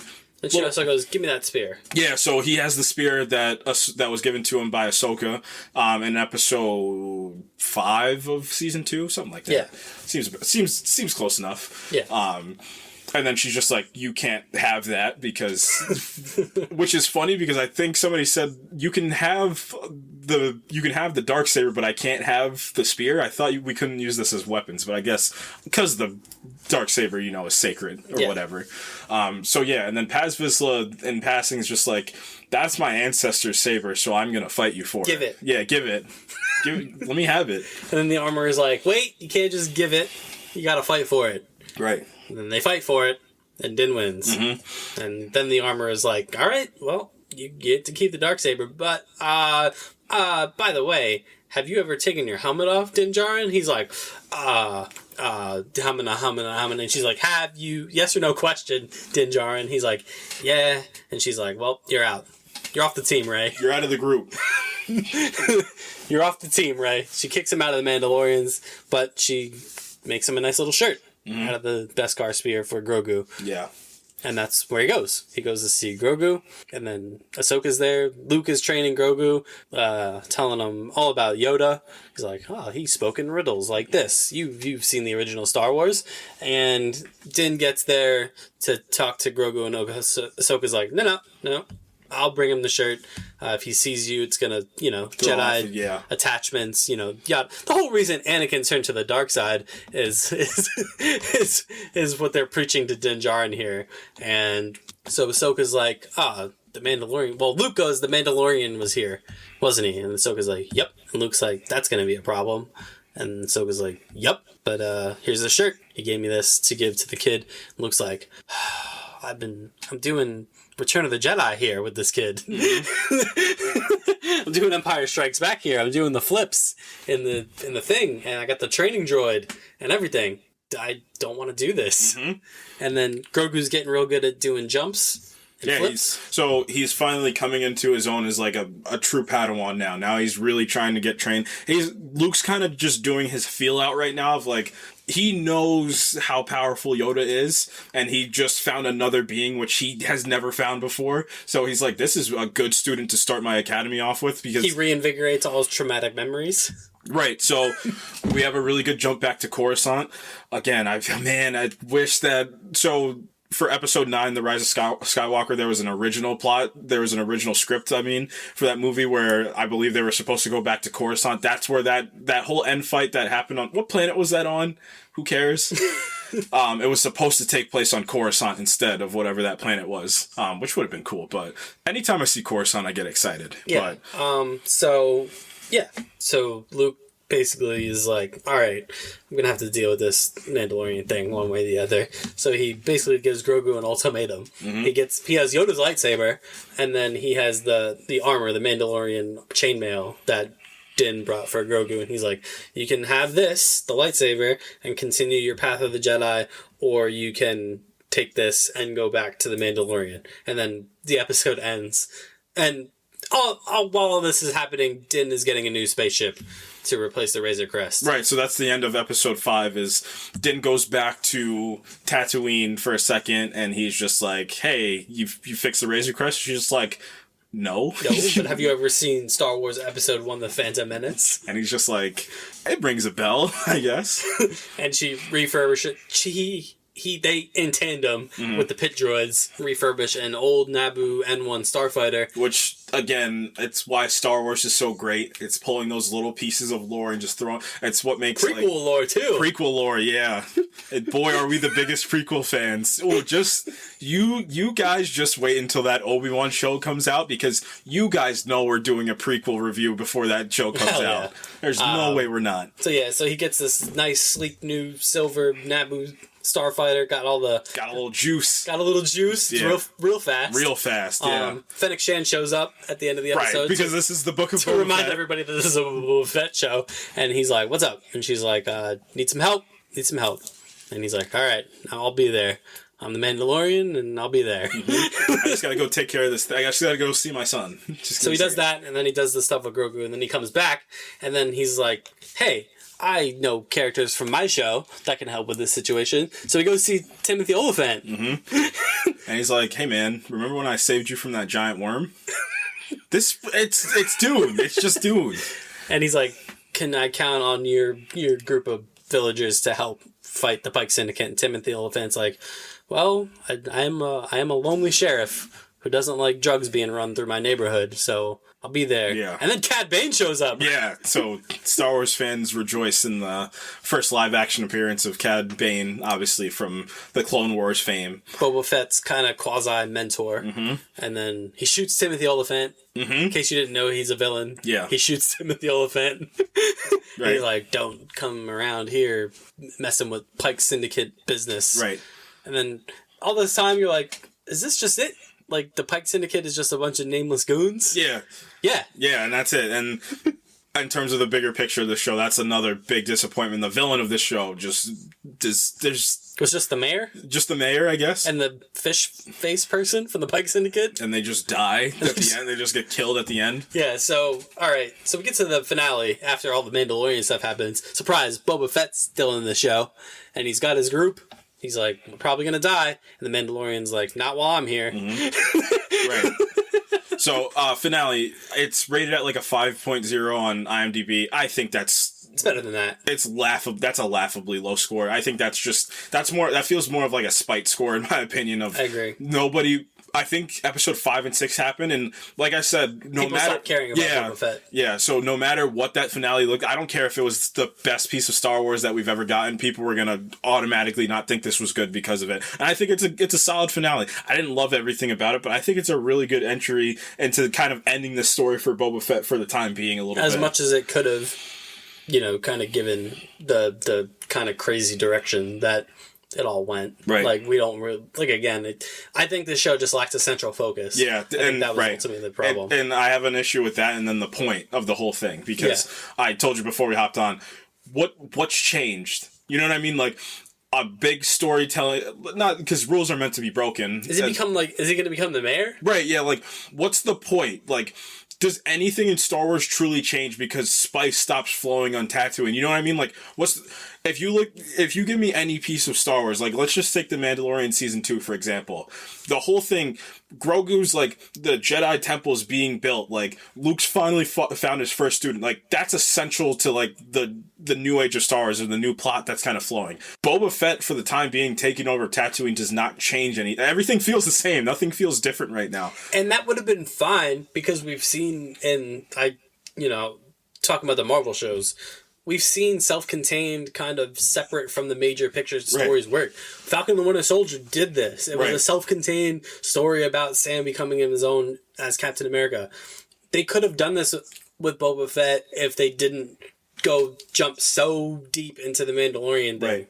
Because the Mandalorian thing cracked open the major narrative again. Right. And expected it to weave with the Boba Fett narrative. And it just doesn't. Mm-hmm. The Boba Fett narrative is so self-contained to Tatooine, and it's street level. It's what the Falcon and the Winter Soldier is to the greater multiversal saga of the MCU. Right. They shouldn't have crossed paths so heavily. Right. If Din would have showed up and done his thing, had some cool action set pieces, that would have been cool. But because they dove so heavy, they reunited Din and Grogu it's such a big thing to do. Like, this is all Mandalorian stuff that we're getting in the Book of Boba Fett. It ends, I joked at the end about the ending of Boba Fett with his crew with the Mandalorian theme playing in the background, and the last thing we see is Din and Grogu flying off to the Mandalorian season 3. Yeah. Like, that's the last thing. It takes away all that emotional it takes the emotional punch away from the show, because the emotional drive is now Grogu and Din again. Like, that's the thing that I care about and that everybody cares about. Like, Boba has a cool moment with Cad Bane. Yeah. And in the finale, where he kills Cad Bane with the Tusken Spear, which, again, would have felt like a better moment if we didn't shelve Boba Fett for 2 episodes. You know what I mean? Yeah, I said this to you before we hopped on. Cad feels a lot like Kingpin and Hawkeye. That's what a little bit, not exact, but it feels a little bit like that to me. They couldn't have one of those Tuskens survive. Right, just to help, because it was such a bit, like, the first 2 episodes was built on this whole idea that all these things that you remember about the original trilogy, like, this is the new piece for him of, like, him finally, he's learning this new culture. He's like, because everybody looks like him too. Like, all these clones looked like him. That was his whole lineage, was this. It was the having to deal with everything. And there were some really good scenes with him looking on his father on Camino too that I thought were really interesting. Like, that's where I thought this show's whole core would be, and if it kept that, it would have turned, even if you were to bring Cobb Vanth in and bring Cad Bane in, it still would have worked better, because if you would have subbed the whole Mandalorian stuff for some more Cad Bane stuff, that actually would have been interesting. Maybe getting a little bit more with that. Like, if the stinger of episode 4 would have been Cad Bane at the end, instead of starting the Mandalorian stuff. Because I can't remember, did we actually see all these adventures with Boba Fett and Cad Bane? I think a little bit. Yeah. I would have liked some more of that. If you're going to do it, I want to see more of that in live action. I thought what was going to happen, we were going to see I thought they were going to rebuild some of the Camino sets and do that. I thought that's what some of these episodes would have been, like him in between, because we've gotten a little bit of that, I think it was Clone Wars. I think we got a little, like, his ascension into being Boba Fett, but I would have wanted, like, more of that. This was the perfect, like, you spent so much time and budget on this Mandalorian stuff where you could have had this focused on his past, too. Yeah. Like, because not everybody's watched the Clone Wars, so you could have had that opportunity to be like, this is what happened to him in between episode 3 and episode 5 Empire. Like, this is everything that's happened over this X amount of years to get him here. Yeah, and like I said, like we've said, don't get us wrong, the Mandalorian stuff was really, really it's good. Like it's some of the best Star Wars that you'll see. But it took away from what the show was about, or supposed to be about, unless this was their intention all along, was to use Boba Fett as a vehicle to propel the Mandalorian story forward, which itself is also a disservice to the character. Right. Like, there's so much, like I said, not one of those Tuskens could, like remember the main Tusken that was there? Like the one that could fight real good? You're telling me that one couldn't have survived and helped come back to help Boba Fett? Like, that would have been a really good, like, emotional moment. Right. Like, when, like, his chips are down, back is against the wall, and then couple of the Tuskens return and kind of help turn the tides of battle. Right. Instead of just a bunch of stuff happening. Right. You get a kaiju sequence with the Rancor, which was pretty neat. No, it was cool. Like, all the action set pieces in this Super episode. Droidicas? They were going insane. Yeah. It was a fun finale. You get a really good Butch and Sundance homage with Din and Boba, where they're like holed up in a place like Butch and Sundance, then a Butch Cassidy and the Sundance Kid, and it's never confirmed that Butch and Sundance died, but it's heavily implied. If you ask Vigilante, he thinks they're alive. Oh, I can't wait for next week. So, yeah, and they have this really nice moment where they're like, well, we're probably going to die, even though you know they're not going to die because Din is there. Right. They have, like, a nice, like, back and forth where Din's like, I gave you my word, that's the creed. And Boba's like, you still believe in that crap? And Din's like, this is the way. You cultist. And then they do a nice, the mayor's little scribe guy goes out and negotiates with the Pike Syndicate. Right. He was fun. He was fun. And then they swing out on their jetpacks, and then it's just a series of action sequences from there until the end. Yeah, it was like an hour-long finale. It was a long finale, a lot of action. But again, the big thing is the story itself doesn't really pay off at any capacity. And it's not pay off in the way that's usually the normal thing that never works of like, whatever we thought was going to happen didn't come to fruition. The stuff that happened. It was just... It was it's not really credibility, it's the point. Like, what's the point of all this? Like, you spent 7 episodes, or 5, I guess. You spent really 5 episodes on all of this. All this kind of getting one of the titular characters out of any movie lore ever to kind of get his own story finally after, 40 plus years almost? And it kind of just ends with me not really feeling invested in anything that's happening. Because I think the problem with it is he ends where he started. Exactly, yeah. He just earned it? I guess because, like, I think I talked about, like, the storytelling rules, quote unquote. The storytelling rules are, you're supposed to end in a familiar place having changed, but I still feel like he did all of his changing when he was with the Tuskens. Yeah. Yeah, he like, whatever happened after the Tuskens till now, okay, he's still in charge of Tatooine. Right, but yeah. I guess he just fought off the Pike Syndicate so people respect him more. Right. And he, like, earned it, and people realize, I guess, that he's not, like, Jabba the Hutt. Right. I guess is the point at the end. I already knew he wasn't like Jabba the Hutt from the 3rd episode where he was just, he made it known that I'm not Jabba. Like, that, they already did that. Like, I know he's not Jabba. Yeah, it's confusing, and it lacks... It's weird to say, like, in a finale that was essentially a giant action sequence, that it lacked stakes, but it really lacked stakes. Yeah. Like I said, I feel like nothing's changed. Everything just... Like, Tatooine's such, like, this... Whatever line that Ben Kenobi had in A New Hope of, like, what Tatooine is, like, that's how I feel right now. It's still just a wretched hive of scum and villainy. Yeah, it's just the same thing. And, like, even if the show does get a season 2, what does that look like? Right. Another group comes in and tries to take Tatooine? Or are you going to try to copy The Mandalorian season 2 and then just make it cameos the season? You know what I mean? Like, just throwing a whole bunch of characters from different lore in there, which, in The Mandalorian's case, was probably... It's really funny because it's like my favorite part and some of like my not favorite parts because it's like it turns into a bunch of cameos, you know what I mean? But that might help season 2, honestly, if you throw a bunch of characters at Boba Fett. Murders all the heads of the crime families. She should have she should have been in charge of everything. Problem solver. Yeah, she is. Glorified problem solver. You want something done, you get Fennec Shand to do it. The big post-credit stinger is Cobb Vanth is going to become a mob. Yeah. Where's that going? I don't know. Is he going to be in The Mandalorian? Is he going to be saved for a season 2 of this show? Is he just going to... Maybe that's the thing. Maybe he is saved for a season... Maybe where season 2 picks up, I guess if I'm going to throw a theory, maybe the people of Freetown are more... Like, they're more akin to Boba Fett now, and they're like, Cobb was nearly killed by this man, and you stood up to him and took him out, so we're going to follow you now. And Cobb's like, wait a second... I'm the one that was the sheriff. Like, I was the marshal here. That'd be like, pretty neat. Yeah, like... If you get Timothy Olyphant as, like, the villain of Book of Boba Fett Season 2. That'd be kind of cool, yeah. And it's more like a self-contained kind of, like, story where Cobb Vanth is, like, like, Boba Fett isn't that good of a guy. Yeah, I mean, my other thing that I think season 2 could be about, it could be about Omega from the Bad Batch. That's what I thought this was going to die. If they were going to do, like, a big MacGuffin thing, I thought it was going to be Omega, which technically is his sister with Force powers, basically. So that would have been kind of interesting. I mean, if they want to go the fan service route, just give Sam Jackson a call. Yeah, and rectify Mason... Boba. Mm-hmm. Because they're going to have to face off at some point. I mean, they don't have to. Right, you can just say that Mace is dead, but hey, if they want to get the juice flowing for this show, that's what you do. Just do the Luke thing with him and have bring Mason to, Right. as a like a maybe even make Mace like a out of touch, not out of touch, but like, you know what I mean? Kind of what they did with Ser Junda and Fallen Order, like somebody that's cut themselves off from the Force because of what happened, because not everybody's going to take it the same. Like Obi-Wan still obviously turned Ben was still like, maybe you get to like season 2 of the Book of Boba Fett, and then like Boba, maybe he deals with Cobb Vanth in the beginning, and then like at the end of like episode 1 or 2, Fennec goes, oh, like we found him. And then they like, smash cut to like Mace Windu in like a cave or something, and he's like all scarred and screwed up, and he's missing.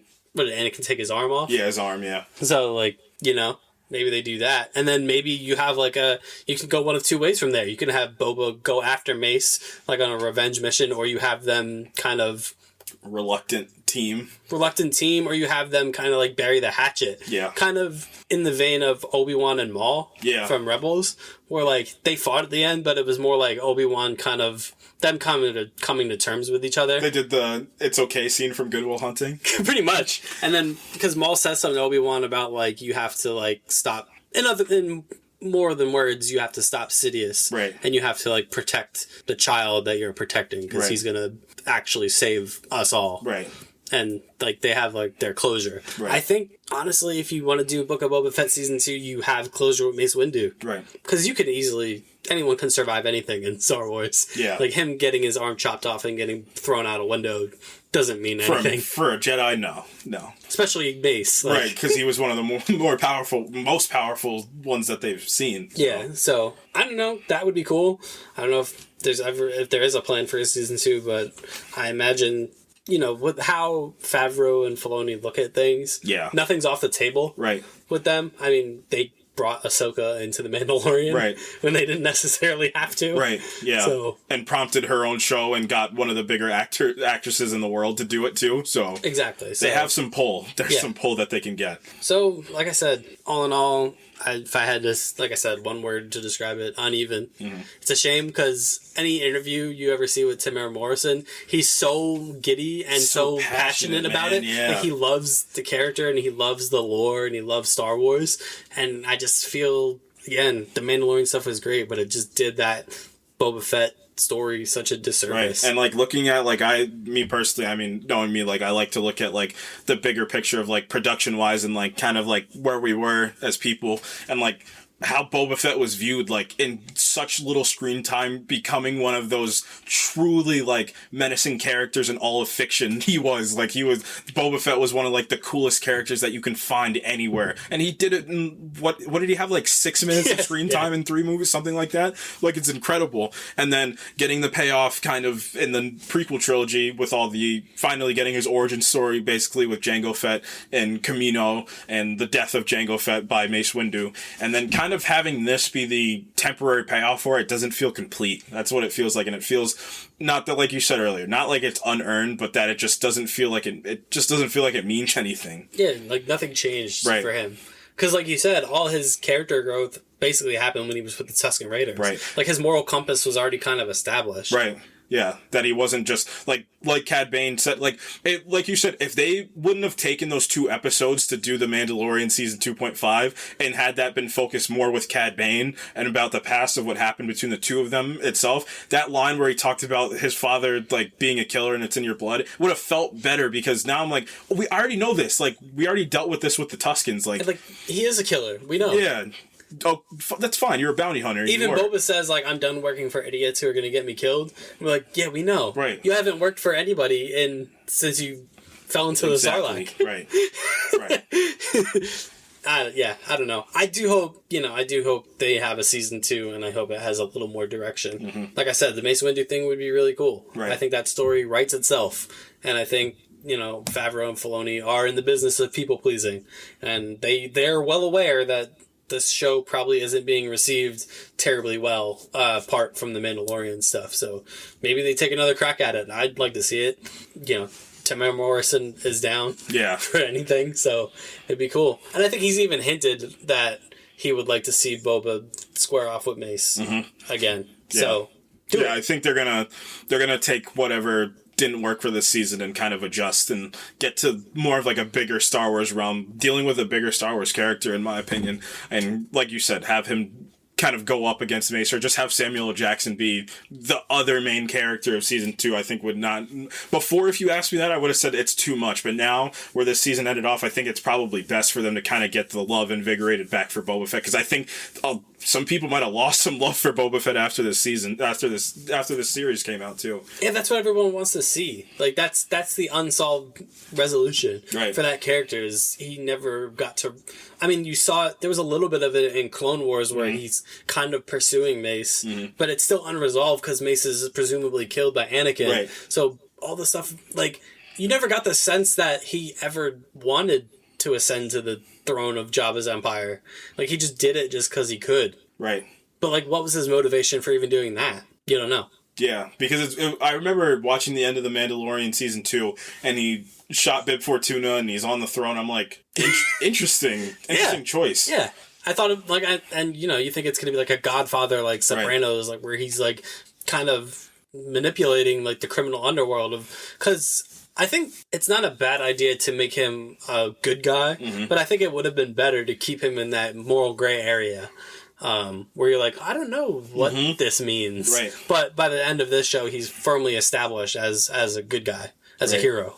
Right. Yeah, really interesting place to leave Boba Fett off, but that's where he is. In terms of future Star Wars, we got, obviously, The Mandalorian Season 3 coming out either the end of this year or the beginning of next year. My spidey senses are tingling that it's going to be the end of this year. They're going to, especially after this, I think they're going to keep it within the same year, so it feels a little bit more connected. Yep. Ahsoka obviously coming out. Kenobi is probably the big bad boy of this one, and then Andor next year, I believe. Yeah. So, yeah, Star Wars is still on the up and up. They're trying to take this Disney Plus route because in my opinion, still they own it. That's what, even though Marvel's name kind of gets them a little bit more precedence, I think in terms of the Disney Plus, The Mandalorian really kickstarted everything. Yep. So I think that they're going to kind of stay on the Disney Plus route for a little bit, and the movies itself we're going to see, because Star Wars is too big of an IP just to kind of leave into the wind for the movies. Like, it's just like Marvel making these shows be like, you know what, we're going to halt on the movies for like 3 years. I don't think they're going to stay like that for long. So agreed. Would not be surprised if in the next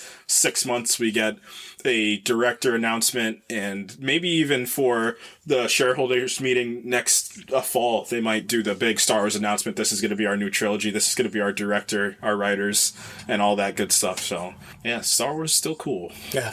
Don't let your middle school bully tell you otherwise. What have you been watching? So, I compiled all the Oscar movies. Yep. And I'm running through them all. So, I got my list right here. So, in terms of the last 2 movies I watched, so I watched Olivia Colman's The Last Daughter, which was directed by, surprise, surprise, Maggie Gyllenhaal. It's her second movie, I believe. I think her first movie was Kindergarten Teacher. I can't remember what the name of it was. But this is, I believe her second feature. Pretty solid. I had some narrative issues going into the third act of the movie because it started to dive into the realm of kind of not extraordinary, not there, because it still was, normal, but it was just kind of the believability of the situation started getting a little interesting towards the third act. But Olivia Colman, she's just one of the most gifted actresses in the world. She kind of, I even felt this when she did The Favorite too. She kind of has this aura over her, which is very like unhinged, it's like an unhinged thing inside of like a normal person, like something that's waiting to crack but never does, but it's literally leaking a little bit. It happens in this movie. She gives an amazing performance. I don't think it beats out Kristen Stewart in my opinion, but I know we like to compare a lot whenever we do stuff, but just looking at it as like a contained thing and just a singular performance to look at, really good. I think she bounces off the cast really well, specifically Dakota Johnson, who's also in this movie. Really poetic movie. She actually has 2 versions of herself. It's her Olivia Colman, her present day, and then she has a past version of herself that we see through flashbacks. And some of those flashback sequences were just breaking my heart. It was just really, really well done, really well crafted. I think Maggie Gyllenhaal has a lot of talent. I wouldn't be surprised if she just kind of focuses on directing in her future and just makes that kind of her pursuit. So yeah, pretty solid film. Not my favorite of the year, but I think it's still. I don't know that it belongs on that because it was nominated for best film, if I'm not mistaken, right? The Lost Daughter. I could be wrong. I think I am wrong. I don't think it was. Yeah, I don't think it was either. I do not think it was. I can tell you right now if it was or if it was not, and I don't think it was. And Best Picture, no, it was not. So, and I agree with that. I don't think it was there. But in terms of individual performances and directorial pieces, I think it's pretty solid. I also watched Coda, that was nominated for Best Picture, and boy, so CODA stands for Child of Deaf Adults, and it's basically about a film about a girl that's living in Massachusetts, I think it is, because they're wearing a bunch of Boston gear, and she's basically her mother, father, and her older brother are all deaf, but she's the only one that's not deaf in her family. So she's basically the one that has to deal with everybody else around the town. Basically, her father owns a boat, and they go out and they catch fish or whatever it may have you, and then they kind of sell it back to, and they're part of like a union, I guess. So really, really beautiful film. So the whole thing, it's her balance, right? So she's 17, she's about to go to college, and she really loves to sing, and she joins chorus, and cool. And then she starts singing, and then you realize, hey, she's actually really good at this, like, could actually sing possibly professionally at one point, good at this. And she kind of has the balance with that, with, you know, being her family's, you know, the only person that's able to communicate with other people. And it's just a really, really beautiful film. It's funny, the first half of that film, I got a little nervous that it was going to be just a Disney Channel-esque movie, just like really, just, you know, with a couple more curses, you know what I mean? Like, just kind of like by the books. Then once the second act kind of kicked off, it really hit like this hyper speed of emotion that I couldn't shake it. And then there's this one sequence in the third act. I really don't want to spoil too. It's not really a spoiler, but it's just it's one of the most beautiful scenes of the year. Basically, she has a big chorus concert, and it's like a two-piece. So the first part is like her family's there, but she kind of sees her father and her mother just talking, like signing other stuff to each other because they can't hear. So it's not like they can really, you know, be invested in the concert as much. And it's like, it's a little disheartening for her, but they're still there to support her. And then after the concert, they go home, and he's kind of looking at her, and like you can tell he's proud, but then she's like, he can feel vibrations too, because there's like a funny joke that they throw away at the beginning of like he loves gangster rap, and like he pulls up to the school just bumping heavy gangster rap at the top of the volume so he can feel it. But she has her put his hands on her vocal cords, and then she starts singing. I'm like, when I tell you, like, I wasn't okay for maybe like 3 hours after I saw that. I was just emotionally destroyed after that. But it's just really, really beautiful movie. Wasn't expecting, like I said, that the second act and third act. Was not expecting that. The actress in the main role, she gave incredible performance, and also her father, who's actually deaf in real life, and I believe he's the first deaf actor to be nominated for Best Supporting Actor. So wow. Really great achievement right there. So that's what I've been doing. I've also been trying to go through the movies that were not nominated for anything this year that I think should have. So I got a bit of a watch list. I got some Dev Patel content. I'm gonna watch The Green Knight, and I'm gonna watch Come On with Joaquin Phoenix. So yeah, it's Oscar season. Oscar season, full effect. Cool. I'm assuming you've been playing more Sifu. Yeah, I've finished it. It's a short game. It's but again, the fun is not in the length of the game, it's the loop. And then there's a whole nother kind of true ending to the game that I'm trying to go through, which is a little bit more involved. Spoiler alert, involves, instead of killing all the bosses at the end of each level, you have to spare them, and then it unlocks a whole sequence of different events, so I'm trying to get through that now. Like Guardians of the Galaxy. Yeah. And then clearing my schedule for Horizon Forbidden West, which comes out on Friday, and I'm prepared to let that game probably ruin the next 3 weeks of my life. And then Elden Ring will be out, and then that game's going to ruin probably the next month of my life, and then it's going to be April. So that's where and then it's Morbius time. Yeah, and then it's Morbius time. So that's, yeah. I'm really excited for Horizon Forbidden West. It's one of the kind of modern pillars of PlayStation right now, with The Last of Us, with Uncharted, God of War, and then Horizon Zero Dawn / Forbidden West are kind of the pillars of PlayStation right now, as far as exclusives go. And exclusivity is becoming abundant in the gaming world, with developers and company. Oh, and I should throw Spider-Man in there also as a pillar of the PlayStation gaming sect. So, yeah, that's what I've been up to. Next week, Peacemaker. Yes. Can't wait to talk about that, because what a surprise. I mean, it's funny that I call it a surprise of a show, but it's like you go in here with your expectation. The Suicide Squad, in my opinion, was great. I think one of the better comic book movies, period. Yep. Really well crafted. Agreed. And then you go into Peacemaker, you're like, all right. It's funny that we just talked about Book of Boba Fett. It's like a character that had a lot of baggage going in that could have been paid off well. And now you have a character with not a lot of baggage that you could go any direction with. And I'm emotionally invested completely with one and not with the other. And I didn't think it was going to be Peacemaker by the end of this. But surprise, surprise. James Gunn's really good at directing, and John Cena's really good at acting. Yeah.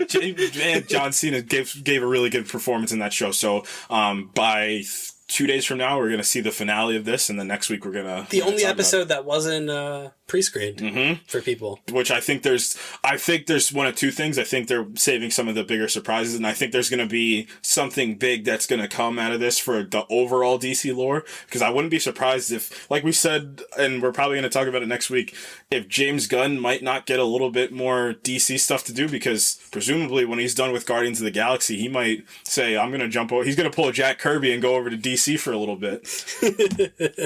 Yes, I'm real excited to talk about Peacemaker, and then after that, it's Batman season. It's time for the Batman. But yeah, next week, Peacemaker. Love George Clooney's Batman. So, Book of Boba Fett. The book is closed for now on Boba Fett and the comings and goings on Tatooine.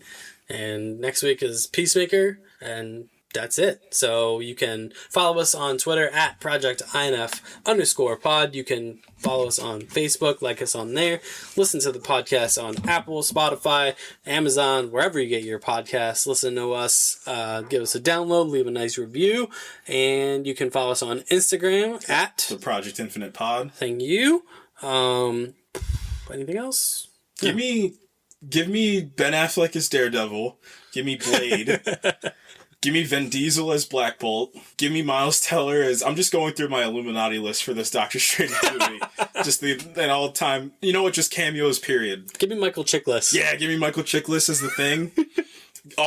They got to do the Chris Evans thing. They have to. I wrote it. I'm writing that, speaking it into existence. Chris Evans, they're going to mistake him as Captain America, and then he's going to be Johnny Storm. And if that doesn't write itself, I don't know what does. Yeah. Because that could be absolutely sensational. Mm-hmm. Yeah. This Doctor Strange movie is going to be something, man. Give me Taylor Kitsch as Gambit. Yeah. If we're going to do it, let's give me Will.i.am back. Give me Will.i.am back. As, what was his name? I can't remember. God, X-Men Origins Wolverine is a real movie that came out. Ryan Reynolds is definitely going to be in this. Yeah, I would say so. I don't think there's a shadow of doubt about that. Yeah. All right, guys. Next week, Peacemaker. Until then, from me, from the Cobb Vanth of the podcast. Cobb Vanth? I thought you were going to give me, like, Wong or something. You gave me Cobb Vanth. Okay. You're Timothy Olyphant, man. Am I? I'll take Timothy Olyphant. He's a charismatic dude. Hell yeah. Yeah. I dropped some charisma from point to point. Absolutely. Remember my little rant from last week? At the beginning of the episode? Yeah, it's amazing. So good. All I'm saying, man, Suicide Squad pretty good. Pretty good. Looked pretty good. Looked real good. Looked better than some other movies, in my opinion. Best supporting actor, Sylvester Stallone. Yeah. My favorite part in that movie is where after the whole Jotunheim thing, and they're like right before the building comes down, and like they're all like getting back together, and he just waves while he's eating the head. He's just waving at them walking back. It's great. I love how he has just plaid shorts on, and that's King Shark. It's amazing. Then go watch the Suicide Squad. It's real good. And then watch Peacemaker after that, so you're all caught up for next week. Yeah. All right, guys. We'll see you next week.